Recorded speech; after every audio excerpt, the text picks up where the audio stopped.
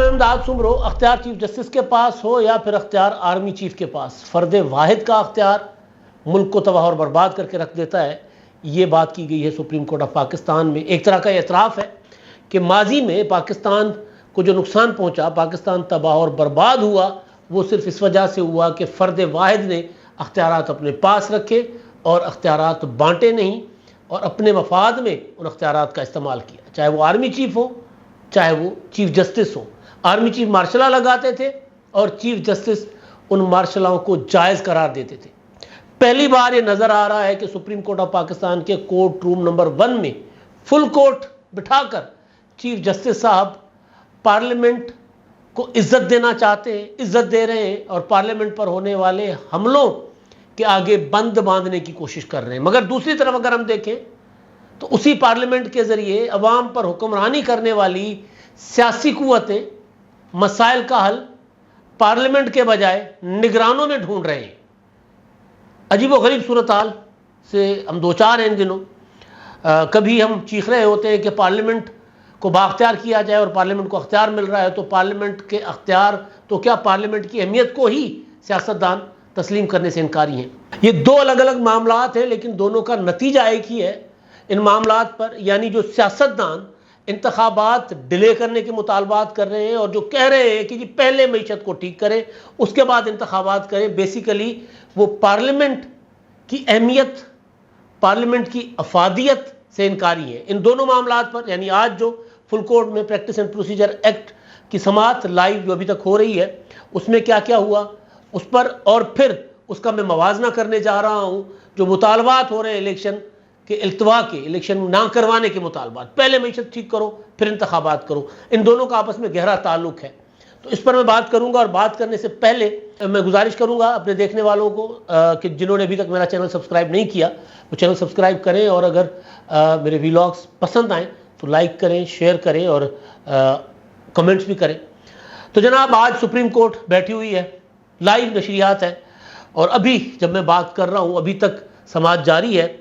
Mind جو ہوتا ہے نا، ایک سوچ وہ سامنے آ چکی ہوئی ہے کہ پریکٹس اینڈ پروسیجر ایکٹ کو جو معطل کیا تھا سابق چیف جسٹس نے، جسٹس عمر عطا بندیال صاحب نے 8 رکنی بینچ بٹھا کر، بیسیکلی وہ پارلیمنٹ پر حملہ تھا، پارلیمنٹ پر وار تھا۔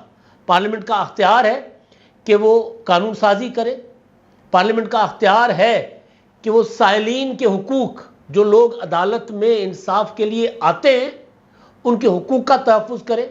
پارلیمنٹ کا اختیار ہے کہ جن کے خلاف سپریم کورٹ براہ راست فیصلے سنا دیتی ہے، یعنی جن کے پاس اپیل کا کوئی رائٹ نہیں ہوتا، تو ان کو نظر ثانی یا اپیل کا رائٹ دے پارلیمنٹ۔ تو یہ سارا مدعا ہے۔ اب اس میں چیف جسٹس قاضی فائزہ صاحب کی سربراہی میں 15 رکنی فل کورٹ سماعت کر رہا ہے، اور چیف جسٹس صاحب نے آج سماعت کے آغاز پر ہی کہہ دیا تھا کہ بھئی کوئی لمبی چوڑی بحث نہیں ہونی، کوئی میں نے سارا دن بیٹھ کر کسی کو نہیں سننا، آج ہی اس کیس کو کنارے لگانا ہے۔ اور نظر آ رہا ہے، صاف نظر آ رہا ہے کہ چیف جسٹس صاحب جو ہیں وہ کہہ رہے ہیں کہ جی بات یہ ہے کہ اگر پریکٹس اینڈ پروسیجر ایکٹ میں ترمیم کر کے چیف جسٹس جو اختیار استعمال کرتے تھے سپریم کورٹ کے اختیارات تھے، وہ اگر وہ اختیارات چیف جسٹس کے ساتھ مزید 2 ججوں کے ساتھ بانٹے گئے، چیف جسٹس جو اختیارات استعمال کر رہے تھے، اور میں چیف جسٹس ہوں اور میں اختیارات بانٹنا چاہتا ہوں، میں چاہتا ہوں کہ 3 رکنی کمیٹی بیٹھ کر فیصلے کرے کہ کون سا بینچ بنے گا۔ انہوں نے یہ بھی کہا کہ 184(3) کے تحت لوگوں کے حقوق متاثر ہوئے ہیں، یعنی عدالتوں نے 184(3) کا استعمال کر کے لوگوں کو حقوق نہیں دیے بلکہ لوگوں کے حقوق متاثر کیے ہیں۔ از خود نوٹس لے لیا سپریم کورٹ نے کسی معاملے پر، یہ میں کہہ رہا ہوں، از خود نوٹس لے کر یا 184(3) کے تحت کوئی بھی آ گیا مفاد عامہ کا معاملہ لے کر سپریم کورٹ میں، اور سپریم کورٹ نے اس میں جھٹ پٹ فیصلہ سنا دیا آنن فانن، اور فیصلہ سنانے کے بعد اپیل کا رائٹ بھی نہیں ہے، تو لوگ جائیں تو جائیں کہاں؟ فرض کر لیتے ہیں، مثال ہمارے پاس موجود ہے، یوسف رضا گیلانی کے خلاف توہین عدالت، سپریم کورٹ نے توہین عدالت لگا کر سزا سنا دی، اس کے بعد گیلانی صاحب کے پاس کوئی فورم نہیں تھا کہ جی وہ جائیں اور کس فورم پر جا کر اپنی اپیل رکھیں، یعنی جو آخری فورم تھا اس سے سزا سنا دی گئی، تو چیف جسٹس صاحب نے آج جو ڈسکشن کی ہیں چیزیں وہ بڑی کلیئر ہیں, بڑی واضح ہیں, اور ایک ہوتا ہے نا کہ ہم ڈیموکریٹ ہیں, ایک خوشی سی محسوس ہو رہی ہے کہ یہ وہ فل کورٹ ہے جس فل کورٹ میں جو کہ چیف جسٹس صاحب نے کہا, خود بھی کہا نظر ثانی والے معاملے پر, انہوں نے کہا کہ جی مولوی تمیز الدین کیس سے نصرت بھٹو کیس تک چلے جائیں. کون سا فورم بچا تھا پیچھے ان کے پاس؟ تو کوئی نظر ثانی کا تو کچھ ہونا چاہیے نا, ایک ریمیڈی ہونی چاہیے. تو یہ وہ عدالت ہے جو افتخار چودھری کی آزاد عدلیہ ہو, یا پھر وہ کون سے تھے وہ شرف کے دور میں جو چیف جسٹس تھے ان کی عدالت ہو, یا پھر ضیاء الحق کے مارشل لاء کو اپنا جائز قرار دینے والی عدالت ہو, سپریم کورٹ ہو, یا پھر بھٹو کو پھانسی دینے والی عدالت ہو, یا پھر نواز شریف کو نااہل کرنے والی عدالت ہو, سزا دینے والی عدالت ہو, یا پھر یوسف رضا گیلانی کو نااہل کرنے والی عدالت ہو. وہ عدالتیں پارلیمنٹ پر یوں نقب لگا کر بیٹھی رہتی تھی.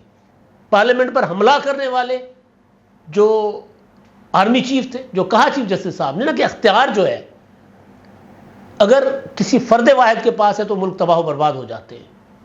فرد واحد چاہے مارشل لاء لگانے والا کوئی آمر ہو, یا پھر اس کو جائز قرار دینے والا چیف جسٹس ہو. اور پاکستان میں تو کھیل یہی رہا ہے. ہماری ملک کی تاریخ کی, ہماری جو ملک کی زندگی ہے اس کا 60% سے زیادہ, بلکہ اس سے بھی کہیں زیادہ 70% جو ہماری عمر ہے 70%, وہ تو مارشل لائیں نکل گئیں, یا مارشل لائیں نکل گئیں یا پھر چیف جسٹس صاحبان نکل گئے.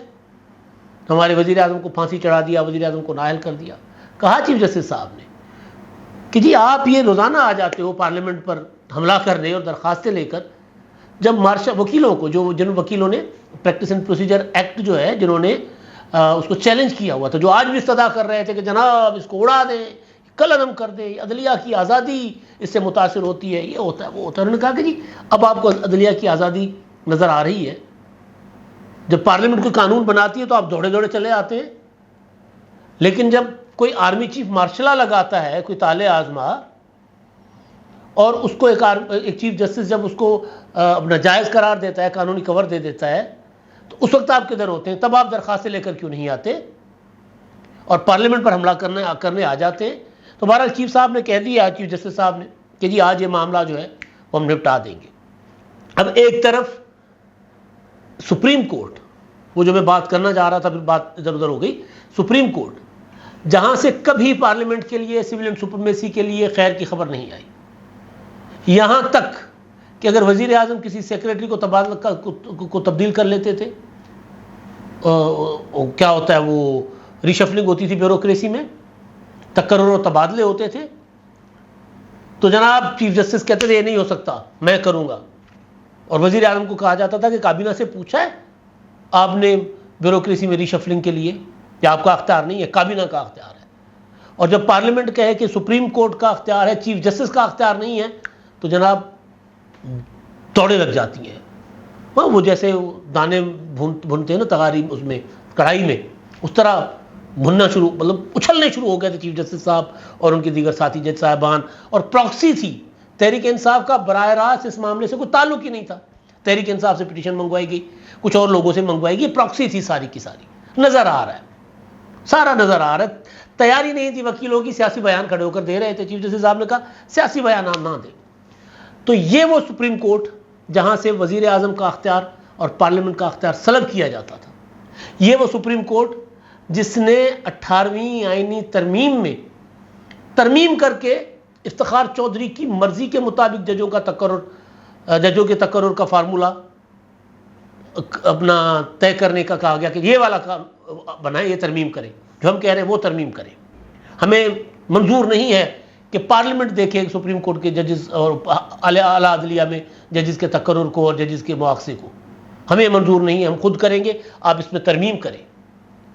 تو وہی سپریم کورٹ سے آج یہ آواز آ رہی ہے, چیف جسٹس کہہ رہے ہیں کہ جی پارلیمنٹ پر یہ حملے برداشت نہیں کیے جائیں گے, پارلیمنٹ کا کام ہے وہ قانون بنائے, اور پارلیمنٹ اگر عدلیہ کی جو اختیار ہے چیف جسٹس کا, وہ جو کہ سپریم کورٹ کا اختیار ہے, وہ اگر ان کے سینئر جج صاحبان کے ساتھ بانٹ رہی ہے تو کسی کو تکلیف کیا ہے. لیکن دوسری طرف ایک طرف یہ اعتراف ہو رہا ہے سپریم کورٹ میں کہ فرد واحد کے اختیار نے ملک کو تباہ و برباد کرنا ہوتا ہے اور کیا ہے، اسی سے تباہ ہوتا ہے ملک. لیکن دوسری طرف دیکھیں کہ بڑی بڑی پولیٹیکل پارٹیز، ان کی سوچ کیا ہے آج کہ پارلیمنٹ کا وجود نہ ہو، سوائے ایک پولیٹیکل پارٹی پیپلز پارٹی، دوسری تحریک انصاف. لیکن تحریک انصاف تو اس وقت زیر عتاب ہے. لیکن جو پولیٹیکل پارٹیز اس وقت میدان میں ہیں، ان دو پولیٹیکل پارٹیز کو لگا لیں. ان دو پولیٹیکل پارٹیز کے اچھا پی ٹی آئی کا کیونکہ اپنی تیاری نہیں ہے تو پی ٹی آئی کے لیے کہا جا سکتا ہے کہ کسی بھی وقت آ کر وہ کہہ دیں گے کہ انتخابات ابھی نہ کروائیں. وہ بھی حالات بہتر چاہیں گے نا اپنے لیے. ایک پارٹی کے علاوہ، پیپلز پارٹی کے علاوہ، کوئی انتخابات بر وقت کرنے کا مطالبہ نہیں کر رہا براہ راست. آج مسلم لیگ نون نے، کوئی ایک مسلم لیگ نون کے سینیٹر افنان اللہ صاحب نے، ڈاکٹر افنان اللہ صاحب نے ایک ٹویٹ کیا ہے کہ انتخابات اگر بر وقت نہیں ہوئے تو پھر ہم تحریک چلائیں گے. اس پر میں اگلے ولاگ میں آپ سے کسی اگلے ولاگ میں بات کر لوں گا. لیکن اس طرح جس طرح ہونا چاہیے نا کہ ساری کی ساری پولیٹیکل پارٹیز بیٹھے، آل پارٹیز کانفرنس کریں کہ جی انتخابات جو مرضی ہو انتخابات ہم نے کروانے، انتخابات ہمیں چاہیے، کون جیتتا ہے کون نہیں جیتتا، ہمیں انتخابات چاہیے. سپریم کورٹ کہہ رہی ہے کہ بھائی مسئلے کا حل پارلیمنٹ سے نکلتا ہے، فرد واحد سے نہیں. مطلب یہی ہے کہ اگر فرد واحد اپنا اختیار استعمال کرے گا تو تباہی ہوتی ہے. اختیار اگر فرد واحد کے پاس ہو اور وہ کسی سے مشورہ نہ کرے، مشورہ کیا ہوتا ہے؟ پارلیمنٹ. فیصلے کرنے کا اختیار کس کا ہوتا ہے؟ پارلیمنٹ کا. اور ہم مولانا فضل الرحمان صاحب کو سن لیں آپ، اور مولانا فضل الرحمان صاحب بھی اکیلی ان کی آواز نہیں ہے، وہ کسی اور کی بھی نمائندگی کر رہے ہیں. میں 2-3 بار کہہ چکا ہوں. مولانا صاحب کیا کہہ رہے ہیں کہ پہلے معیشت ٹھیک ہو، اس کے بعد انتخابات. معیشت ٹھیک نہیں ہوگی، انتخابات ہوں گے تو حالات ملک جو ہے وہ خراب معیشتوں کے ساتھ نہیں چل سکتے. خراب معیشت بالکل ملک کو ڈبو دیتی ہے، لیکن معیشت خراب ہوئی کیوں؟ سیاسی عدم استحکام کی وجہ سے. اور چیف جسٹس یہ کہہ رہے ہیں کہ فرد واحد کے اختیار نے تباہ و برباد کرنا ہوتا ہے، اسے تباہ و برباد ہوتا ہے ملک فرد واحد کے اختیار سے. تو اس وقت اختیار فرد واحد کے پاس ہی ہے نا. مولانا صاحب دوسری سانس میں کہہ رہے ہیں کہ پتہ ہے ہمیں کہ نگران جو ہیں، ان کے نگران کون ہوتے ہیں. تو آپ کو پتہ ہے کہ نگران کس طرح فیصلے کر رہے ہیں، کون فیصلے کر رہا ہے؟ مشاورت سے فیصلے تو نہیں ہو رہے. ڈالر ٹھیک ہے نیچے آ رہا ہے، لیکن کب تک اس طرح ڈنڈے کے زور پہ ڈالر کو نیچے رکھا جائے گا؟ انویسٹمنٹ آ رہی یا نہیں آ رہی؟ سوال یہ ہے. اس غیر یقینی کی کیفیت میں کہ انتخابات ہوں گے نہیں ہوں گے، کل کون آئے گا، کون انویسٹمنٹ کرے گا؟ سوال یہ ہے. تو جب ایک طرف ریئلائزیشن ہو رہی ہے سپریم کورٹ کے اندر، چیف جسٹس بیٹھ کے کہہ رہے ہیں کہ اختیارات منتخب عوامی نمائندے استعمال کریں. انہوں نے کھڑے ہو کر پارلیمنٹ میں جو 50 سالہ اپنا آئین کی اپنا گولڈن جوبلی کی تقریبات تھی، کنونشن تھا پارلیمنٹ میں، وہاں کھڑے ہو کر انہوں نے کہا تھا کہ جی فیصلے کرنے کا اختیار آپ کو ہے، پارلیمنٹ کو ہے، ہم اس پر عمل کریں گے. ہاں سیاستدانوں کے کنڈکٹ کے اوپر، سیاستدانوں کے کردار کے اوپر کوئی مسئلہ ہوگا، سپریم کورٹ اس کے سامنے دیوار بنے گی، اور بننا چاہیے سپریم کورٹ کو.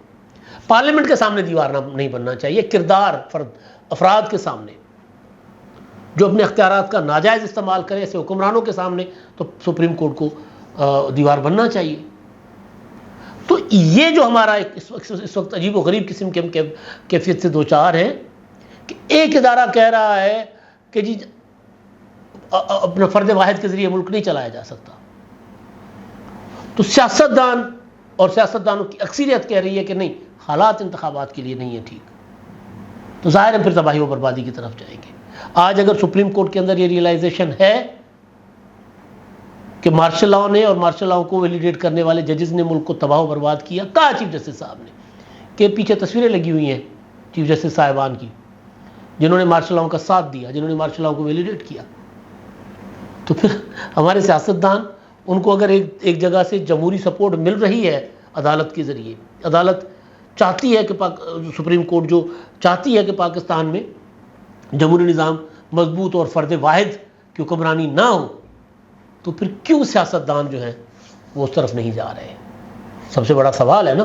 سیاستدانوں کو ظاہر اس طرف جانا چاہیے، ورنہ پھر ظاہر ہے جو حالات ہیں ان حالات میں ہم مزید تباہی اور بربادی سے نہیں بچ سکتے۔